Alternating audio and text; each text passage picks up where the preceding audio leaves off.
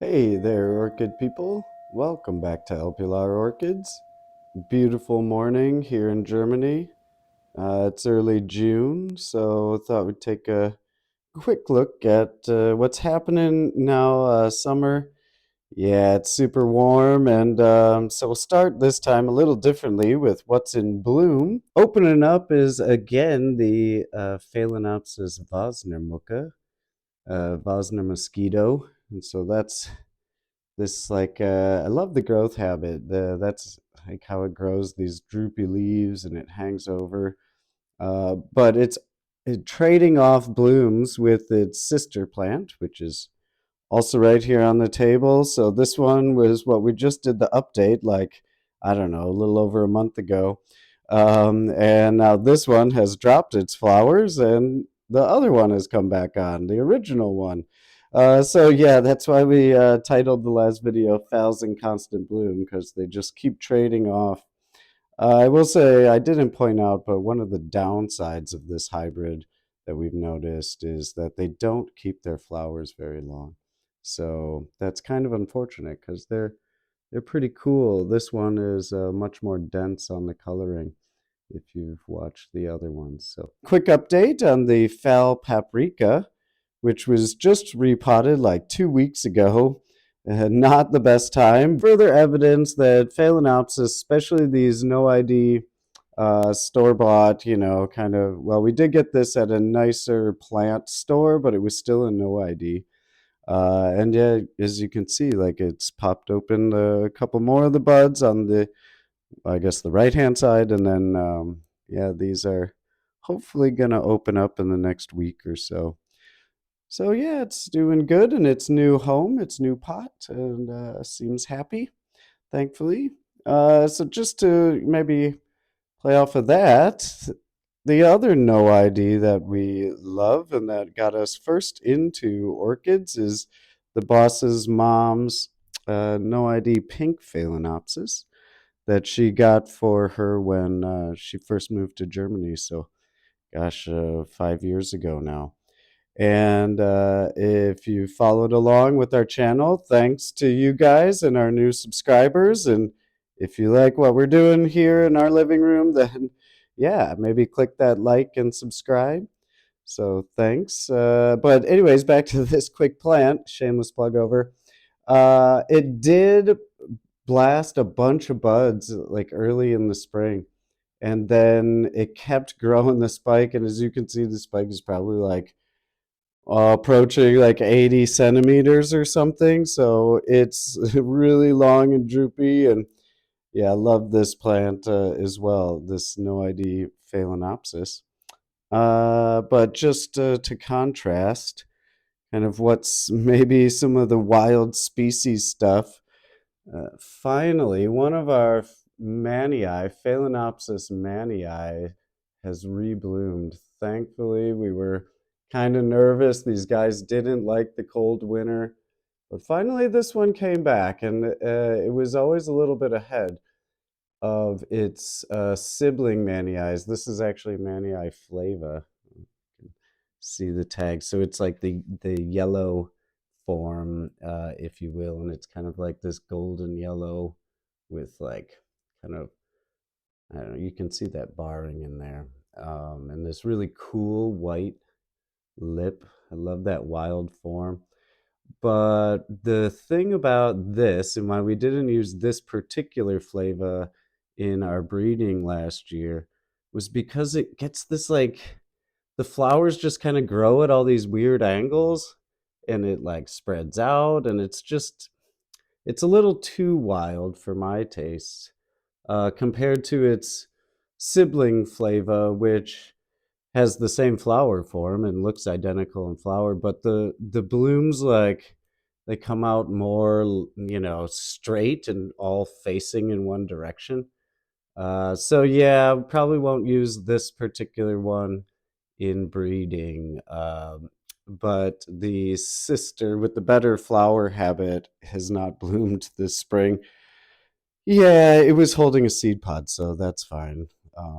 Papiopetalum Hennessy, the slipper orchid, that thing's been holding on for, geez, like probably a couple months now. So I love that about some of the Papiopetalums and a lot of these hybrid Phalaenopsis and species too.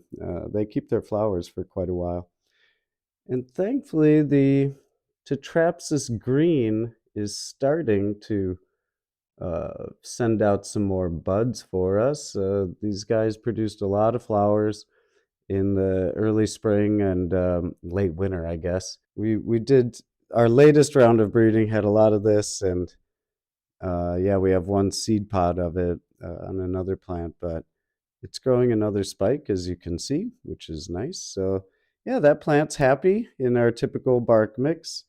Oh, and its sister with the seed pod, this other Tetrapsis green, has not started reflowering yet, but this is grown in full moss. So yeah, that's seed pod looks good though. How we grow here in our living room, this is probably more light than the internet would say you should give your Phalaenopsis. These are mostly Phalaenopsis and a couple, um, well, these are Papiopetalums. This is in semihydro.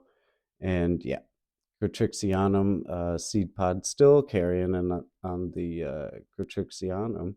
So thankfully that one's still going. And the seed pod on the Tyanum is also still green and plumping up slowly. And then a Phalaenopsis hybrid called Little Sister puts these nice sparkly little purple blooms on. It's a really nice hybrid, and we were thankful to get that from a friend of ours. But anyways, back to the light. So it is pretty bright light, but we compensate. Well, let me go back around those guys in the window, which we looked at more in the last walkthrough. But we compensate by just opening the door. So the door to the balcony, we just keep open pretty much all the time now. And yeah, since it's, summer and hot, we get lots of nice draft by keeping that open. So I think by keeping the leaves cool, and it's still early morning, so that direct sunlight will pass pretty quickly before it gets really hot in here. And then we have to worry about leaf burn and stuff like that. But the Catasetums in the front window, so we're pretty happy with our Catasetums. Hopefully the light will adjust. But thankfully, on this one that we thought maybe we were, maybe gonna lose them, got a nice new growth happening, new pseudobulb coming on, and looks fleshy and happy. So we have started watering Catasetums more this summer, at least the ones here at the apartment. The other Catasetum, its sister cutting, is back at work where we keep it. And the Gulf Green Hairy Pig coming on with a new growth there as well. You can see it's a little bit behind, but that one was repotted this spring. So yeah, happy about the Catasetums. Where's the other Catasetum? Yeah, nice new fleshy growth on this one too, Chiolin Red. Our other hybrid Catasetum that we are experimenting with and trying to get better at growing that genera. We've moved a lot of our Papiopetalums in semi-hydroponics that we kept here and on the side table. We've moved now into the kitchen in the north-facing window. So it's a little bit cooler and shadier in there. Now that the temperatures are going up, we can get away with that. Oh, yeah, I didn't show the Mickey's Java is this one. So this is I'll show you the tag here. It's a Micholtzii crossed with Javanica alba, Phalaenopsis. Get that tag back in there. There we go. But the registered, hybrid name is Mickey's Java. And yeah, I mean, it's a cool plant, and it is growing a second spike, which is nice, inflorescence, I should say. And it's popping out blooms now from the other spike. Let's go down. This is what I don't like about this plant is that the flowers like droop, and yeah, we aren't spiking a lot of our blooms, but they like face downward and you can't really see it unless you look. So I guess you maybe display it up higher. I don't know, so that you can actually kind of see the flowers. I'm not sure.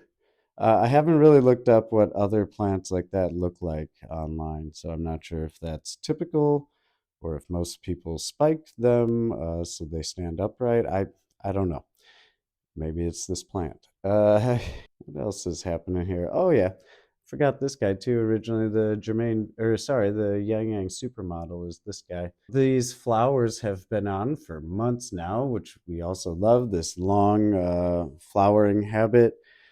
But interestingly, so this one was also bred with Tetraspis green, and we had two what look like now successful pollination attempts. I mean, they were still pretty young, but they've been over 3 months. Yeah, so, well, no, I guess they're approaching the 3 month mark. But it's interesting that this spike was 2 year old spike, and both of the attempts on that seem to have taken or look good. And we also tried pollinating four flowers on this new spike, which was from this year. And they all just sat there and kept, the blooms even stayed for, yeah, this whole time. So a couple months, and now they're finally starting to fall off. But I don't know, interesting, and it looks kind of cool with like these green pods and then, yeah, the wilting flowers. So I also wanted to mention the Phalaenopsis gigantea, the Gigantea Starship, which in a lot of our other videos, well, since we've been on YouTube, it's lived on the other side of the room or in the front window. So just showing kind of our cycle with this plant that in the wintertime, it gets sun, and in the summertime, it goes into full shade. And we usually put it up here to get good airflow next to the balcony door. And it also is holding a seed pod, which is developing nicely, hidden back there on the spike. And that is crossed with Tetraspis green as well. So yeah, you can tell we did a lot of breeding with Tetraspis green this spring. That was kind of like our main focus in a direction of I don't know, kind of a little bit whiter flower influence, and see what we can get out of that. Hopefully they're good. But this cycle mimics the Gigantea's natural habitat cycle. So it grows in deciduous forests typically, up high in trees. And so in the summertime, when the leaves are on the trees, it's in shade with a lot of air movement. And then in wintertime, when the leaves drop, it typically will, I guess, get more sun. At least this is kind of the knowledge that, I've picked up by reading different sources online and, yeah, forums and stuff. And that seems to be working for this plant. Yeah, so thankfully it's looking good and happy up there. A few more semi-hydroponic Papiopetalums that we haven't moved yet into the kitchen. And update on the Colossum, Papiopetalum Colossum. You can see it is now, let's see if it'll focus. There we go. It is now kind of dropping this flower finally. And not as long lived as the Hennessy on them. So, yeah, but a very nice foliage plant, as we were discussing in that video, our last one. And I did want to mention that the growing space is expanding with summer, and we're now on the balcony where the Catasetums are pretty much living full time outside now. And they all are doing okay. I don't see, really been keeping an eye on them just to really make sure that nothing drastic is happening. We haven't started watering in true yet, except this one, which this one was the earliest one. It had roots coming, or that we could at least see the root tips growing through the bottom. So we've started watering this guy already, and it's gotten a couple weeks, and we're watering it now 2 to 3 times a week, and fertilizing. And then this one we did give a little bit of water to, because I could see one or two growing tips of roots through the holes in the bottom. and the pseudo, like the old cane pseudobulb was getting really, really shrunken. And since we've watered it, you can see this is plumping back up again quite nicely. So thankfully it's good, but I'm not. We are since that water a couple weeks ago. Well, I guess maybe a week ago. We haven't watered it again since. So I don't know. But this is the outside Catasetum collection for right now, and yeah, things are looking good. We will look really quickly today at the kitchen, which we don't often show, our kitchen growing area for plants, which is just the windowsill. But we've got a couple bamboos, so I'll show some quick non-orchid content. A couple bamboos, one variegated and one green, that are grown just in like water culture with leca. And yeah, I top them up. I don't know, every not a month or so, I'll fill the water in there up to basically the top, and they seem to like that. And flush them every, I don't know, 6 months or so, maybe a year. I'll flush them out in the bathtub. And then we have these like I forgot last time, but I had to look them up. These Hoyas I've had for 4 years, and just noticed a couple days actually. Yeah, it's starting to flower. I've never had one of these flower before, so that's kind of exciting. I thought I'd share with you guys. We haven't moved all of them, but these are most of our Papiopetalums and semi that we grow in the north-facing window. We'll bring a couple more over here in the next few weeks, but this is some no ID Phragmipedium. I think it's pink color flower, but I'm not sure.